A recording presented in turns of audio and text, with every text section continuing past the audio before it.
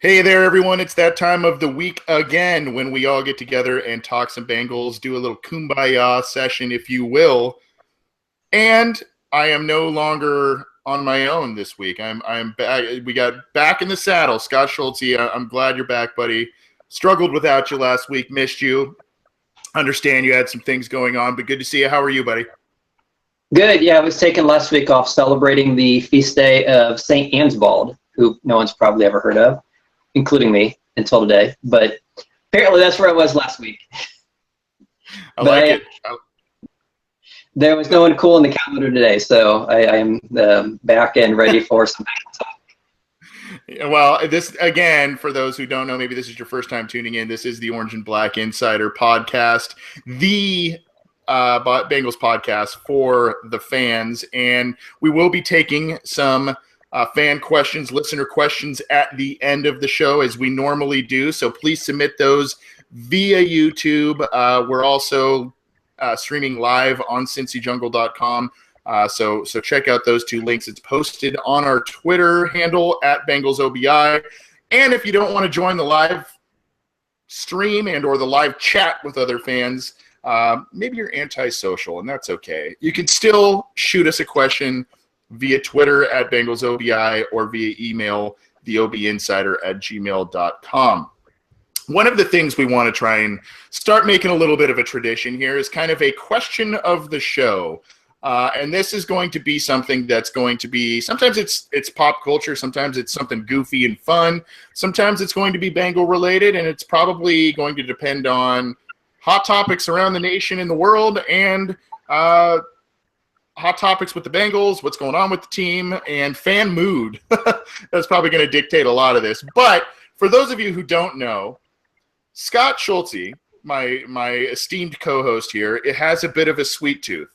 And we've kind of hinted at it a couple times on a couple of different episodes.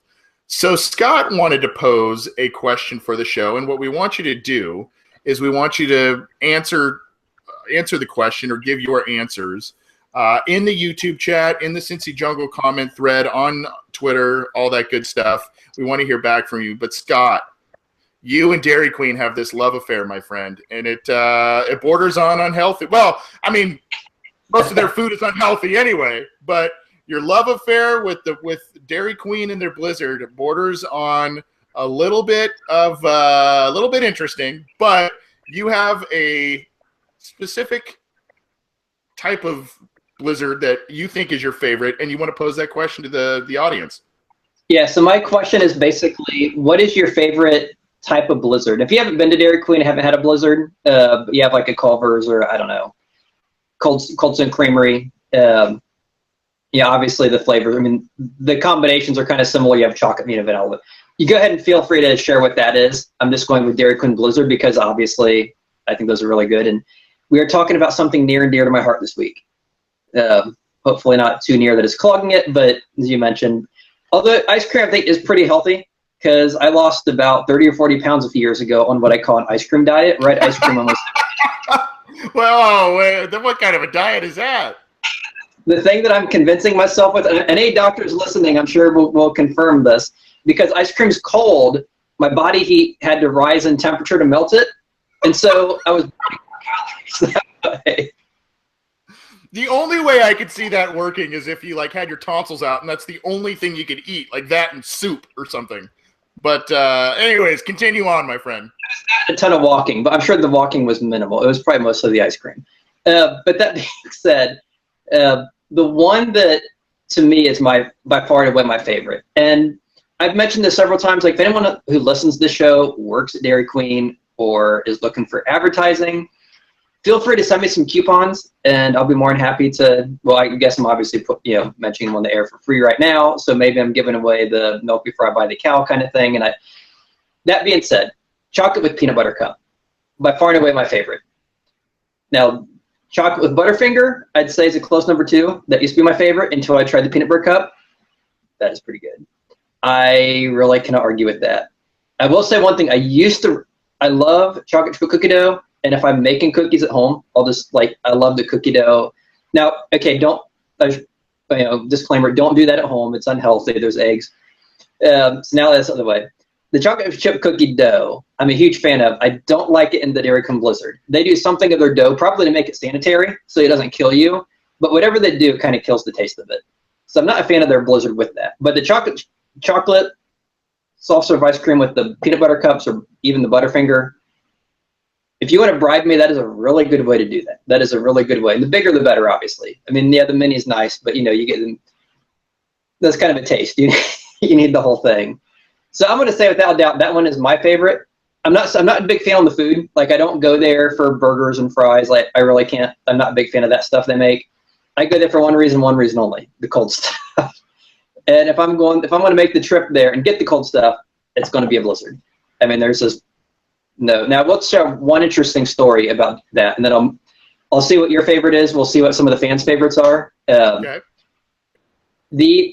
Several years ago, we were on a vacation down in the southeast of the United States, and we were driving through Georgia, and we were going north on, I think, I-75, and like there's a spot where like every mile there was a billboard for Dairy Queen and some gas station. I don't know, Chevron, Speedway, BP, somebody.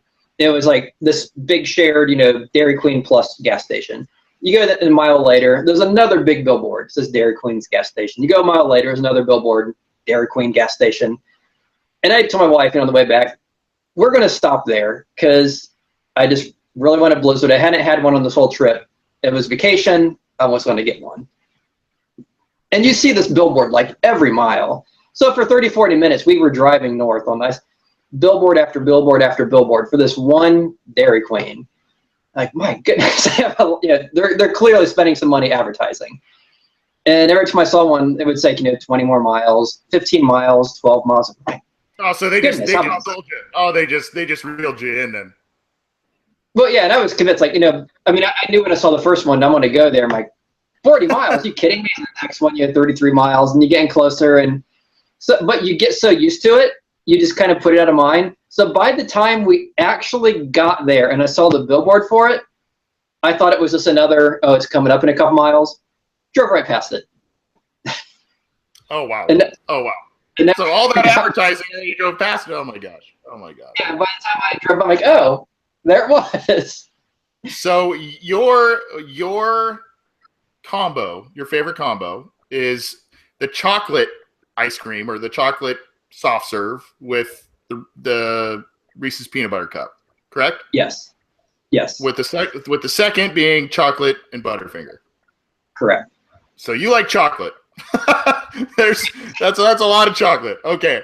I guess I'm not a big dessert guy, truth be told. I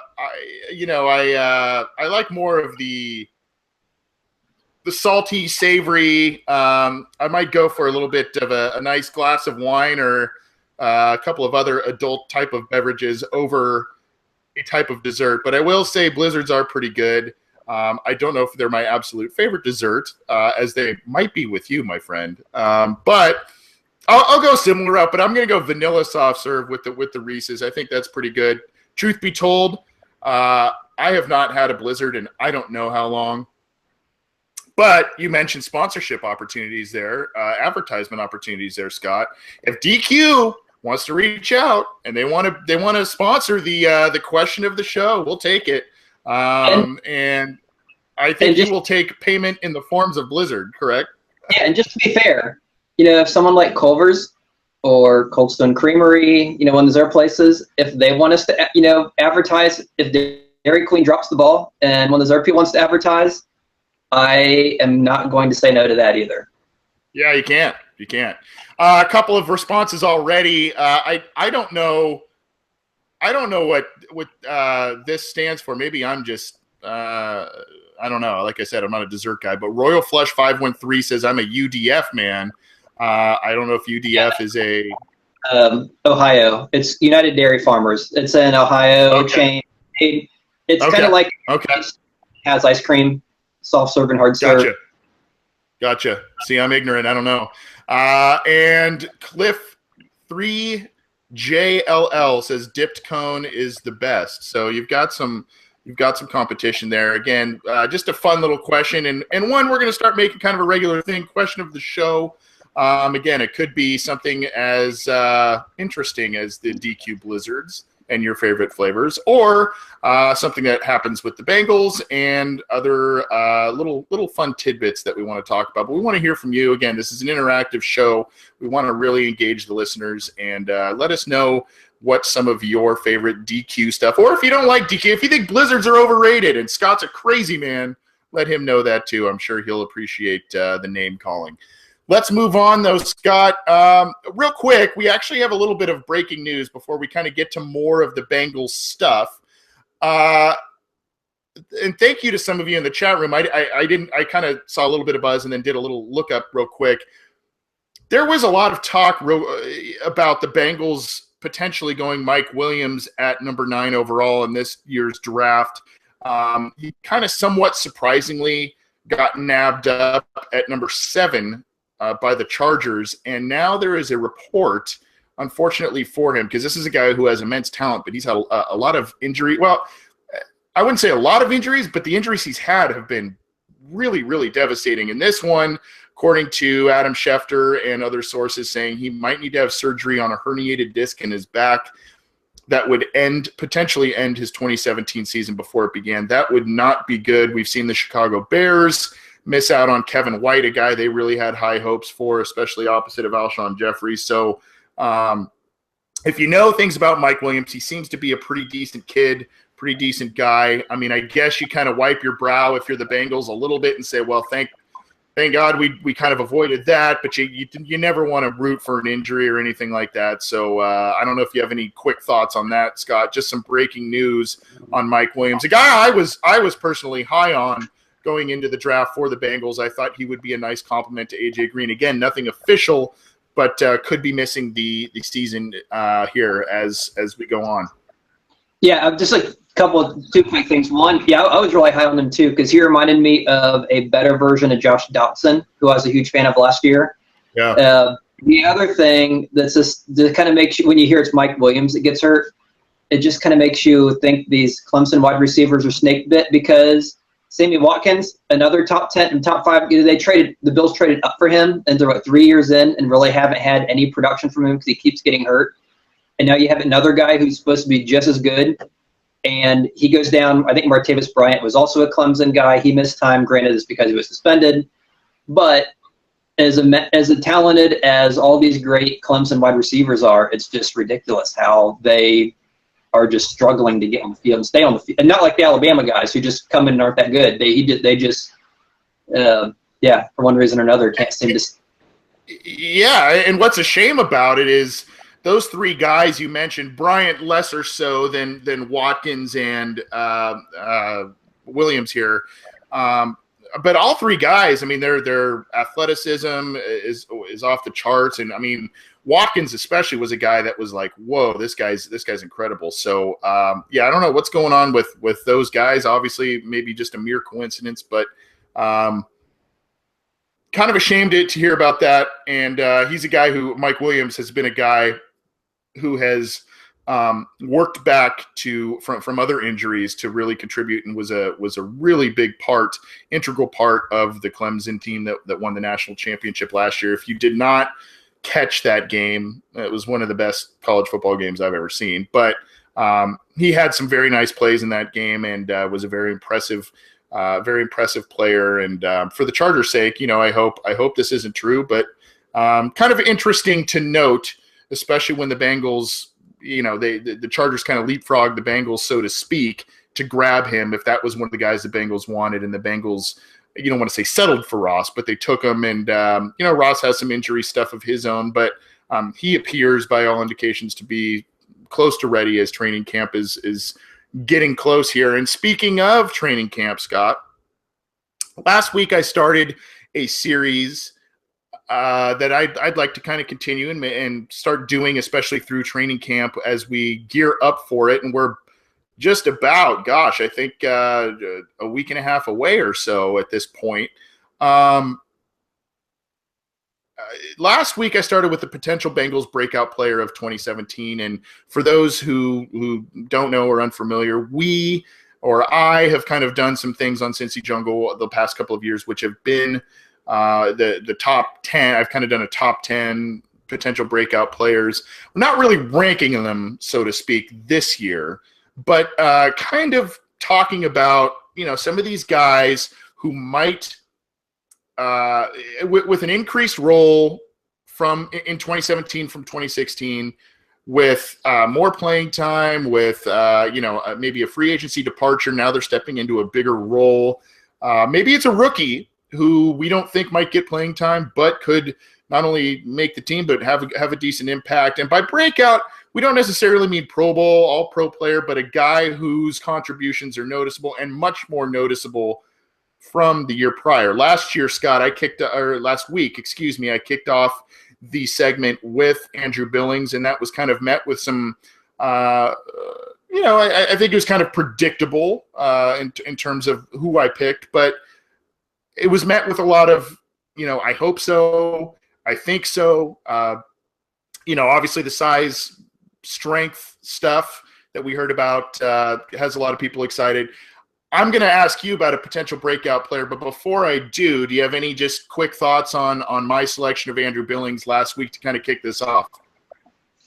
Well, I hate to say this, it sounds like we're just patting each other on the back, but I was a huge Billings fan last year and very excited to see him fall. I think we tend to have very similar draft perspectives. We were both big on Mixon when he fell, Billings when he fell. Way. Yeah, kind of seems that way. So it's kind of like we're almost like the same persons. We're not like The View, where you have No, we are not like The View. No. But that being said, and it's hard to say because they rarely play rookies on defense. They generally play them a little more on offense.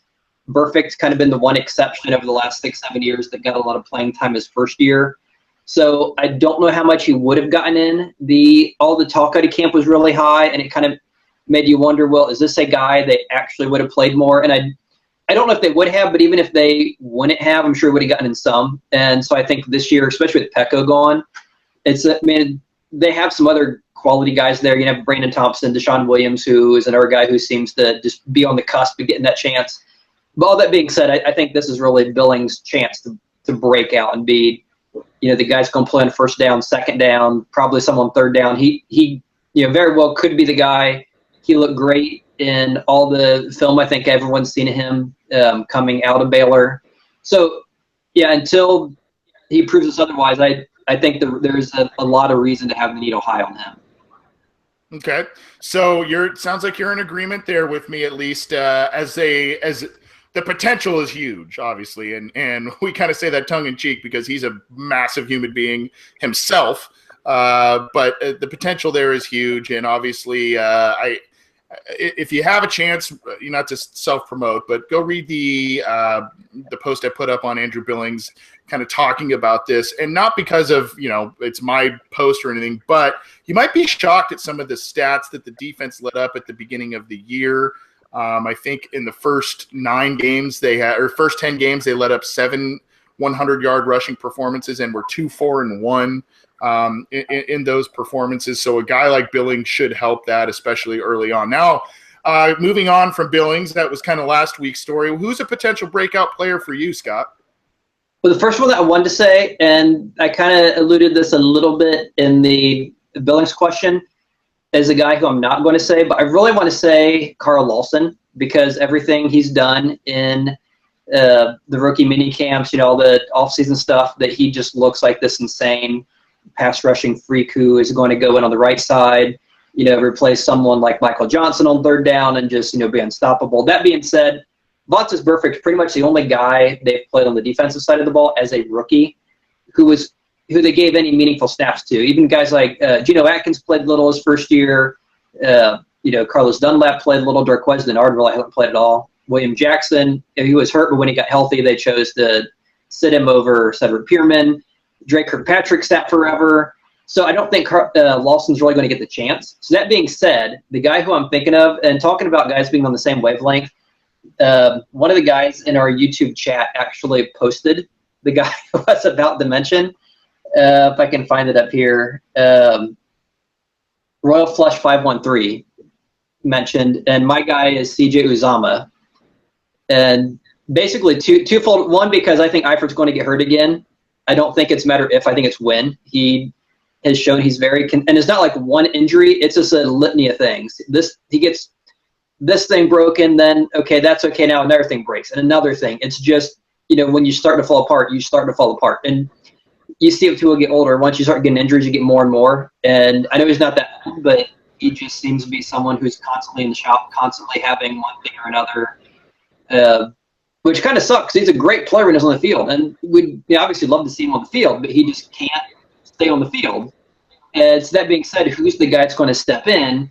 And they didn't draft anyone this year. They didn't really bring anyone, and so it's going to be Croft and Uzomah. And even though Croft was drafted much higher, last year the team definitely showed that Uzomah seemed to be the one they favored. He was the one that got the snaps when Eifert was out. He's the one that seems to be the number 2. Now, granted, when Eifert came in, Uzomah basically disappeared, but that's because they had Eifert and weren't running a lot of 2 tight end sets except for Jake Fisher and the jumbo package.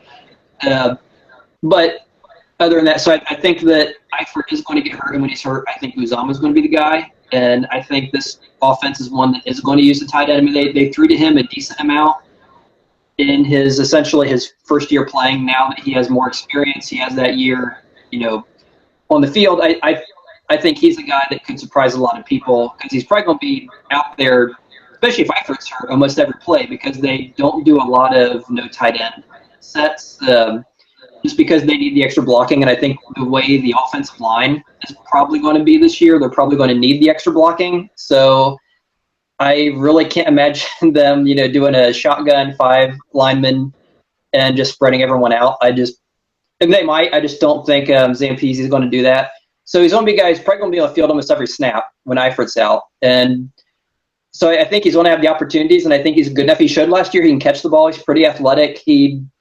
Guy that kind of flew under the radars, that didn't get drafted very high because he just didn't have any catches. He had very little playing time when he was at Auburn. So he's someone who, if I was to pick a breakout guy, I would go with CJ Uzomah, and that's kind of the reason why I would go with him. I love that pick, and that was one I was kind of rattling around in my brain.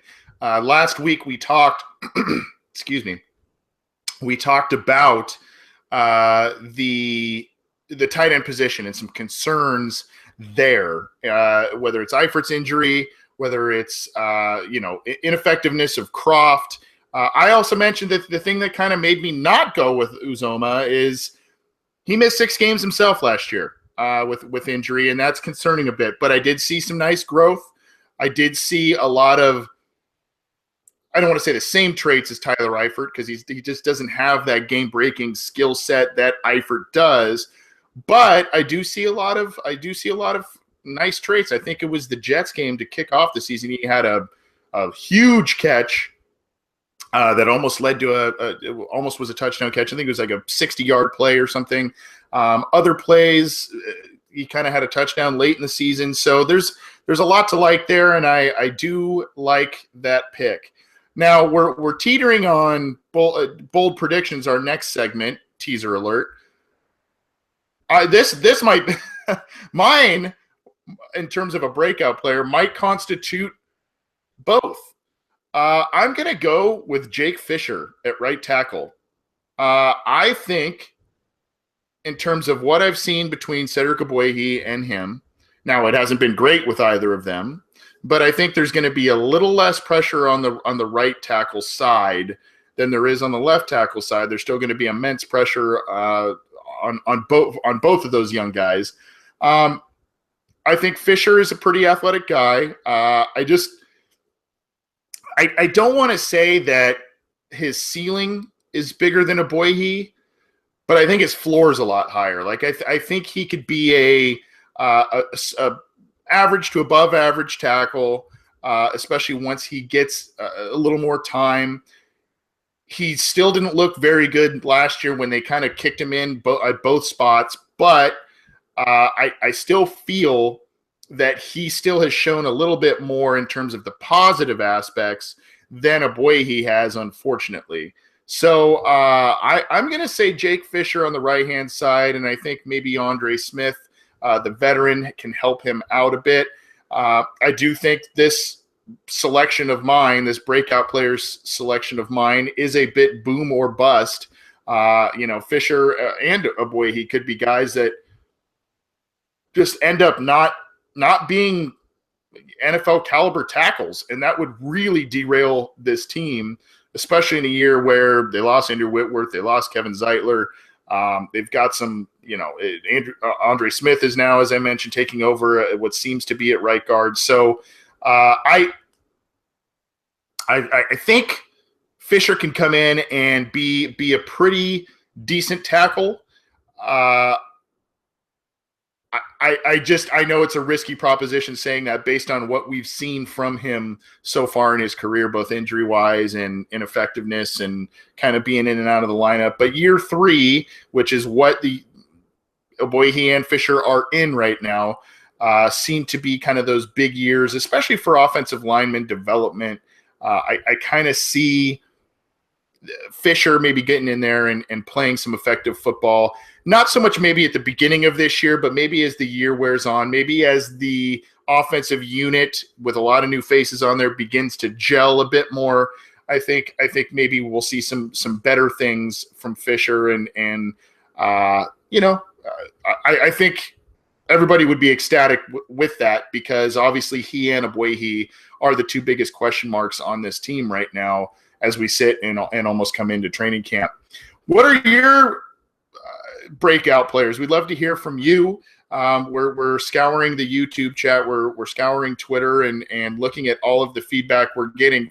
We also asked you a question of the show, which is kind of a dessert/Dairy Queen question. And Scott, we actually did get quite a bit of feedback so far, and we've got someone, Royal Flush 513. I've actually become fond of mint chocolate chip lately.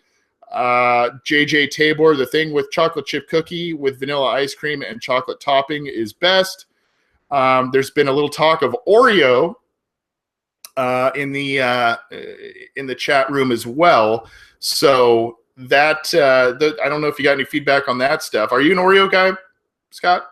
There's a little bit of chat about the Oreos, mint chocolate chip. I don't know if you've this is your question, buddy. So I don't know if you've got any thoughts on that, but. Yeah, I'm a huge Oreo fan. I do like the mint Oreo Blizzard there. If I have had too many of the chocolate, that's kind of the one I will go to. So, yeah, definitely an Oreo guy. I'm also cool with things like Hydrox, like the knockoff. Oh, man. Well, you've got Sam Turner in the YouTube chat wondering if you don't like Oreos because you bailed out right when we started talking to Oreos. Yeah, that was actually, I think it was a Dairy Queen competitor had hacked our site. Yeah.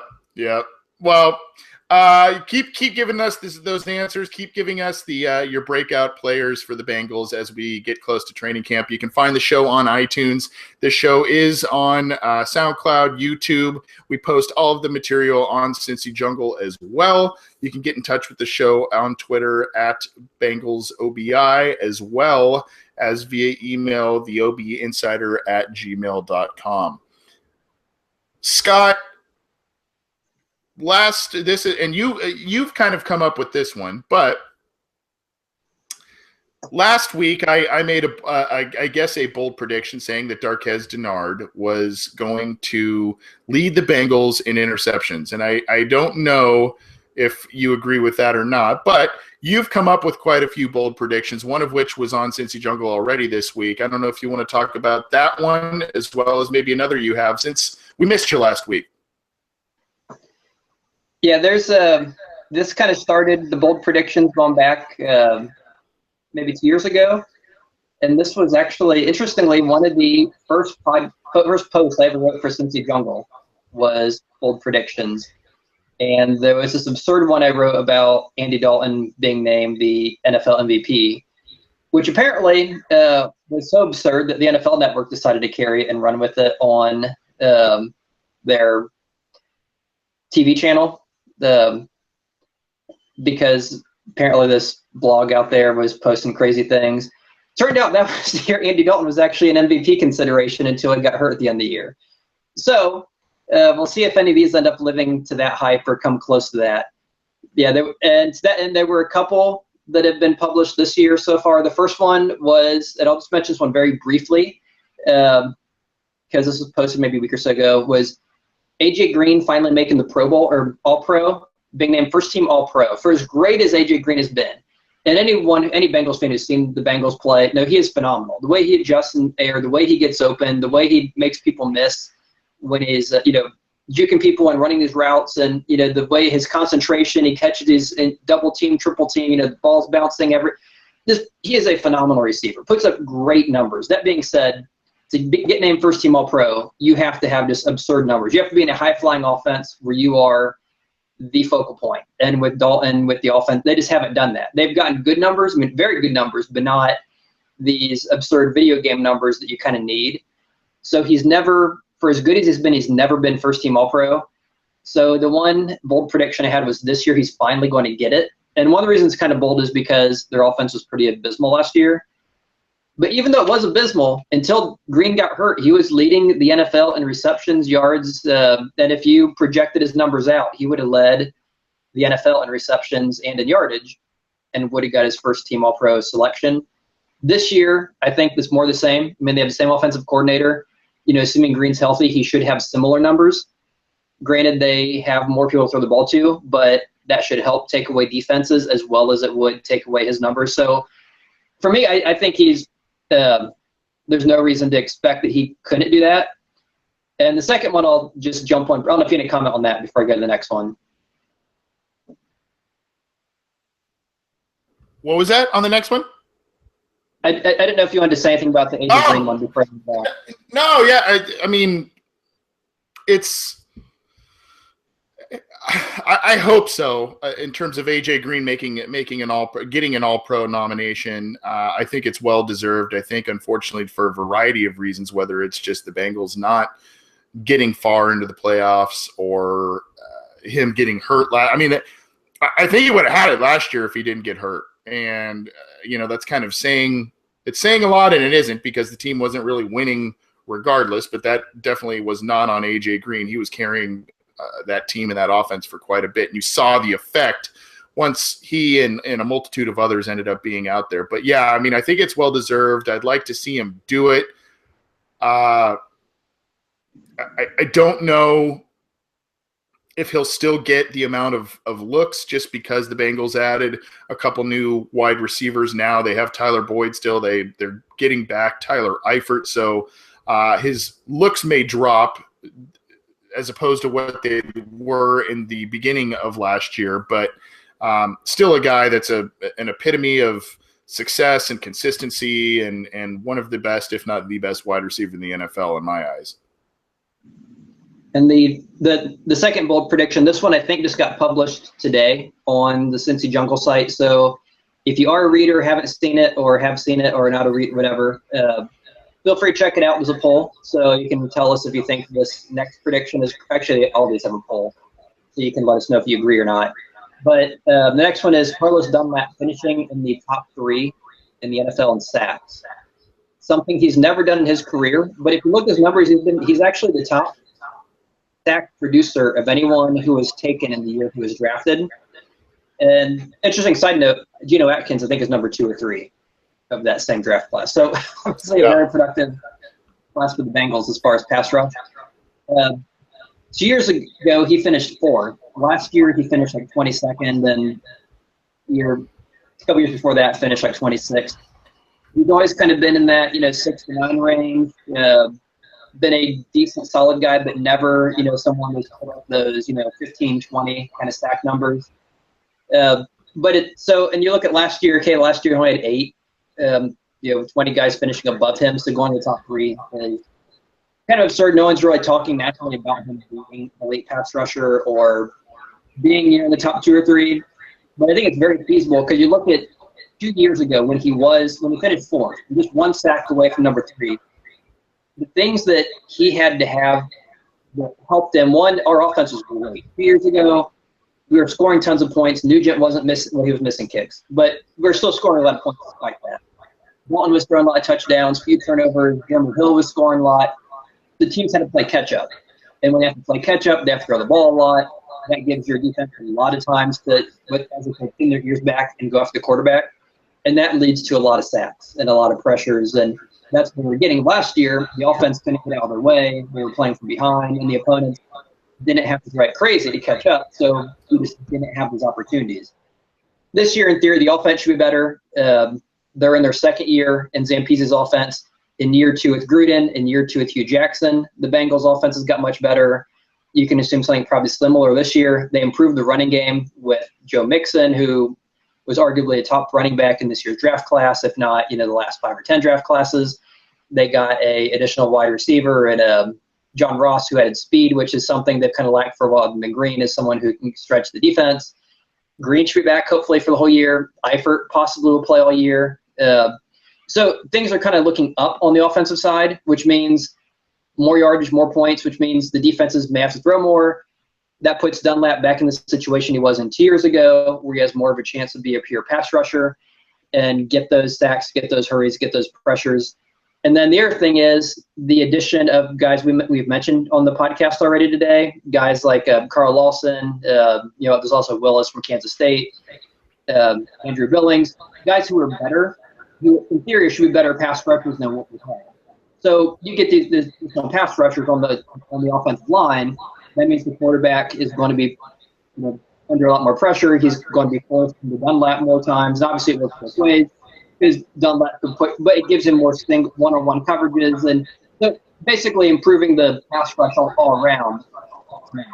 So all that being said, trying to make this as much as possible without trying to forget anything obvious, I think is another reason why this prediction isn't all that crazy. But I think it's something that is very feasible. Yeah, and that's kind of where I went a little bit last week with my Denard prediction. Is there wasn't a Reggie Nelson on the team last year that grabs 7-8 interceptions. It was kind of spread around a bit. A lot of quarterbacks avoided throwing a lot of passes towards Adam Jones and Dre Kirkpatrick. And I think, my reasoning, and it sounds kind of similar to what you're talking about in terms of other amassed talent, but my reasoning with Denard had to do with the fact that he'll probably be targeted a lot in the slot, and he might finally just kind of turn a corner and stay healthy and put some nice games together, and hopefully that is the case because that'll help the Bengals defense a lot. Good stuff from you, Scott. That post, as Scott mentioned, is available on CincyJungle.com. You can kind of check out a lot of the stats and everything. And Scott, I don't know if you saw, man, Carlos Dunlap did a little response on Twitter to the article, talking about how you kind of talked about some stats about how he's been the player with the most stacks since in that 2010 class. So he kind of responded to that. So check that out, my friend. He responded to Cincy Jungle as they shot out that tweet. And it's a good post there. What's that? Wow. I'm someone have to dust off my Twitter account. Yep. So you gotta check it out. And obviously you mentioned that 2010 draft full of great players, full of other players that make you just, I want to tear your hair out. Jermaine Gresham was that first-round pick. Carlos Dunlap, that second-round pick. Obviously, you had Jordan Shipley, who had the ability to be an insane slot receiver. Unfortunately, a bad knee injury kind of derailed him.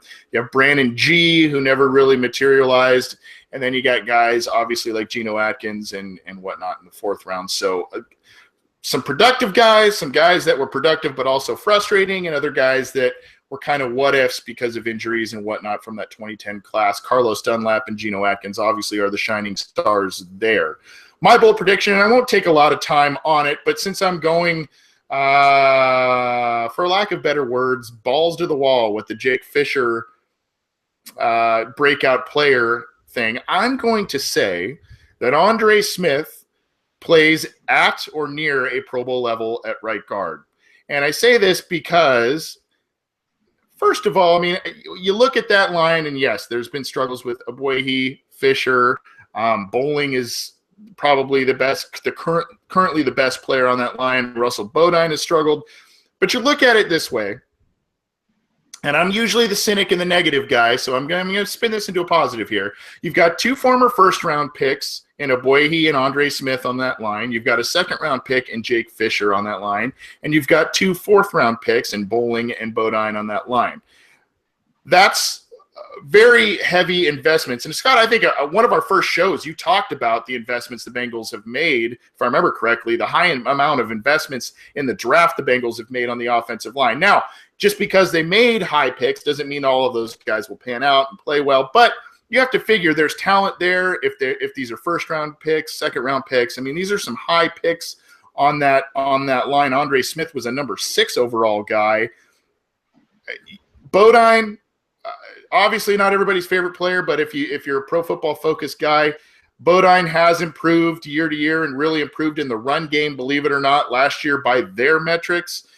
You've got Clint Bowling on the left, and now you've got a guy towards the end of his career, was an effective tackle for a good portion of his career when he wasn't hurt.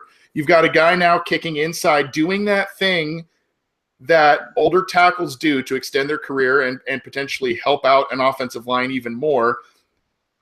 And truth be told, this might be a position that was better suited for Andre Smith from the get-go. He's a big mauler guy, a guy that can really do a lot of things in the run game, was a decent pass protector, but showed some limitations against those smaller, quicker guys. Now you kick him inside. You've got a more athletic Jake Fisher on the outside. He can kind of help Fisher on certain things, but he can also help out in the interior parts of the line. I don't know. Again, big boomer bust potential here. And who knows, if Fisher ends up not playing well at all, we might see Andre Smith back on the right tackle spot, relieving him. But for now, I think as an offensive guard, I think there is very, very high potential for Andre Smith to play at or near a Pro Bowl level. And that is my bold prediction for this week. Are we crazy? You guys let us know. You can also let us know some of your bold predictions. I saw an entertaining one, Scott, from Super Soul in the YouTube chat saying bold preseason predictions. That's kind of a tongue twister. Bold preseason predictions, ? A.J. McCarron throws 13 touchdowns in the preseason. You can laugh at it, but who knows? I mean, if the Bengals are somehow showcasing him for some sort of trade or, dangling him out there, even though they don't want to admit it, and you've got 4 games and probably aren't playing a lot of the starters because of that new 90-man rule that lasts throughout the preseason, that might not be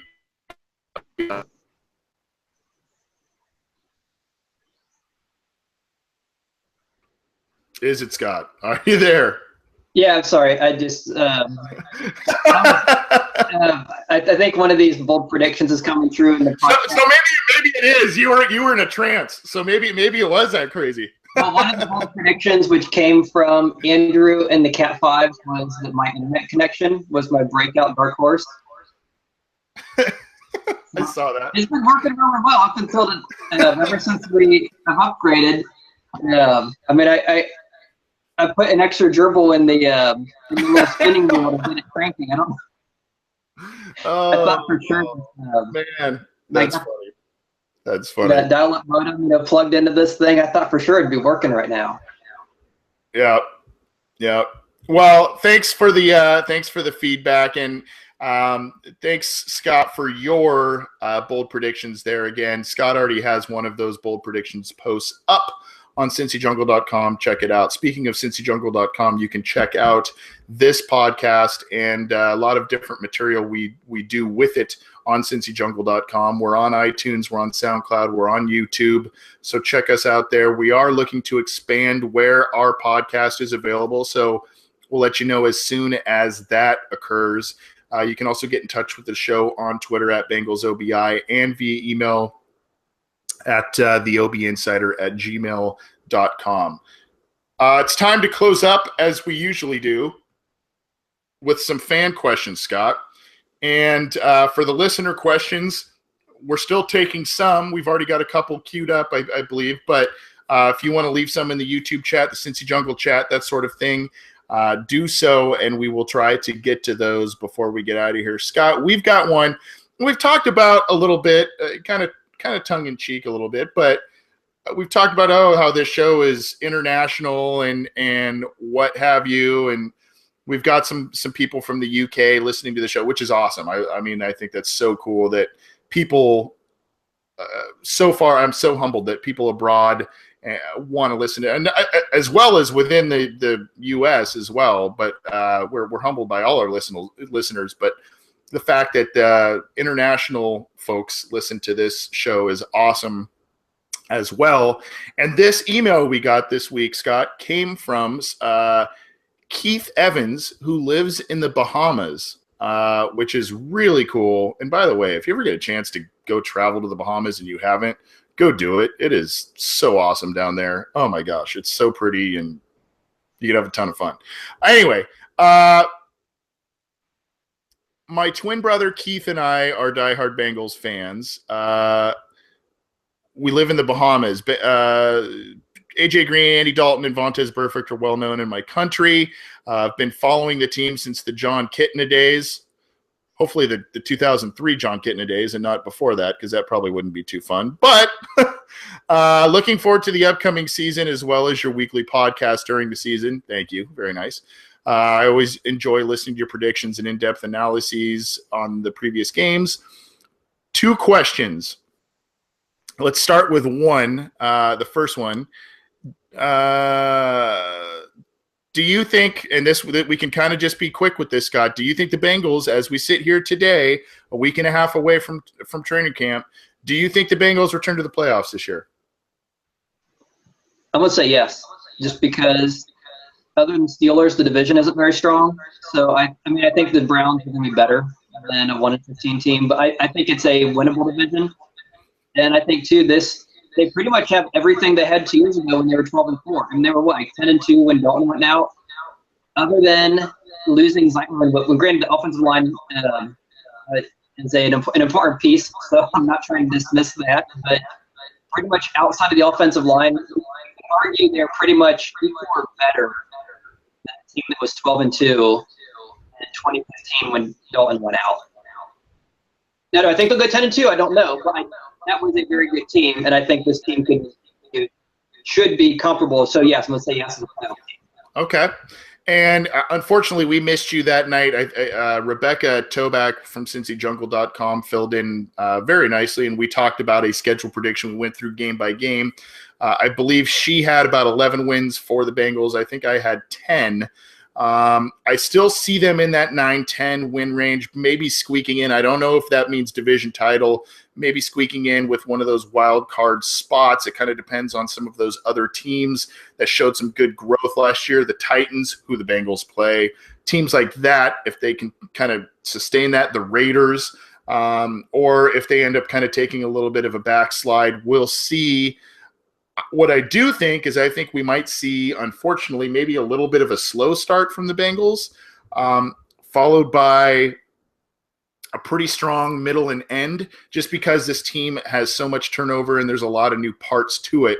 I want to say yes. I'm not completely sure, but I will say they're probably in that 9-10 win range.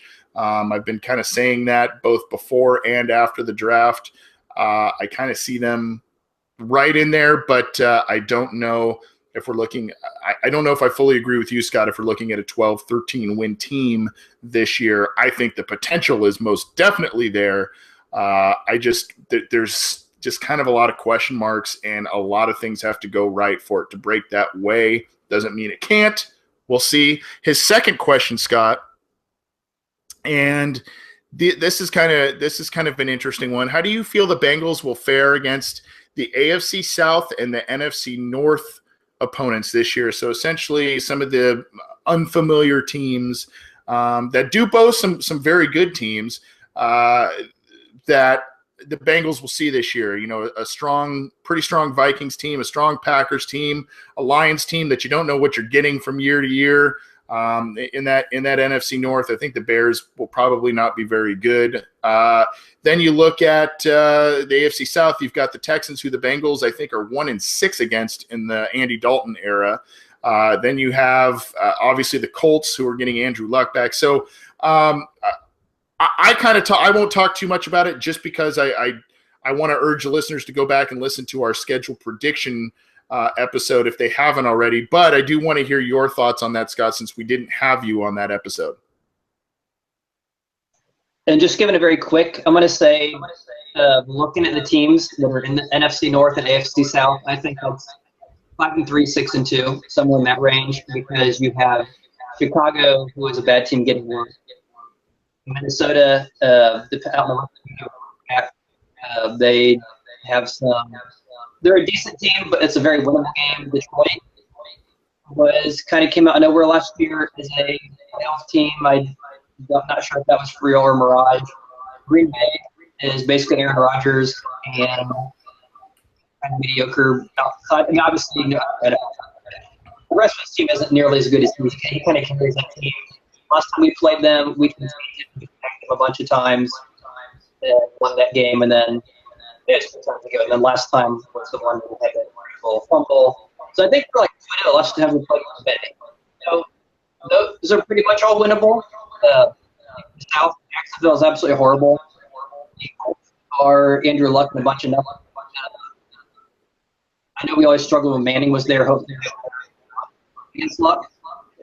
Tennessee, I think, is they're a very good running team, and now with Corey Davis, they might be a little better in the receiving game. They have Delanie Walker. I think he's still there, and I know last year we kind of struggled letting tight ends score touchdowns. That one could probably be a challenge. Houston, as you mentioned, we, for whatever reason, just can never seem to beat Houston, which is kind of ridiculous. But that being said, I see 5 or 6 wins. I might be crazy. I don't see any less than 4, so I'd say 4 to 6, and no reason not to be optimistic because right now we're in 4 to 6 wins. Well, I mean, they'll probably need that. They'll probably need at least the lower portion of that because they'll probably need another 4 in their own. I mean, they might need all of those that you mentioned because they'll probably need another 4 at least in their own division. The Titans game really, again, I don't want to harp too long on the schedule just because we've talked about it a lot. But there is a really tough stretch of games from week 7 to week 11, and it's week 6 is the bye, and you go week 7, they're at Pittsburgh. Week 8, they host the Colts, which won't be easy. Then they go to Jacksonville. Well, Jacksonville, they weren't very good last year. They might be a little better this year. Who knows? It could be a lot better. I don't know. Probably still a 6-win team, so that should be what you think is a win. But the problem is the next 2 weeks you go to Tennessee for that tough game, that tough team you just mentioned, Scott, and then you follow it up again with the 3rd straight road trip to Denver. So in 6 games, you've got – in 5 games, you've got 4 away games against the Steelers, the Jaguars, the Titans, and the Broncos, and then the only home game you have is against the Colts. So that's a tough stretch of games right there. And the Bengals at that point, if what I said was coming to fruition, if they kind of continue to gel and maybe that's when they start playing a little bit better football, that's really going to need to be the spot that they start doing that. If those teams are, if that appears as treacherous as it does on paper, I will say I think there was something on Twitter noting that the Bengals have the second or the second easiest or the easiest schedule in terms of this year. We'll see. Again, that stuff you can be optimistic about it, but obviously that changes from year to year, and you never know exactly what teams are going to look like every year. But we still are remaining a little bit of optimistic. We still have a little bit of optimism here. There was Mr. Sinister in the YouTube chat, and Sinister with a C.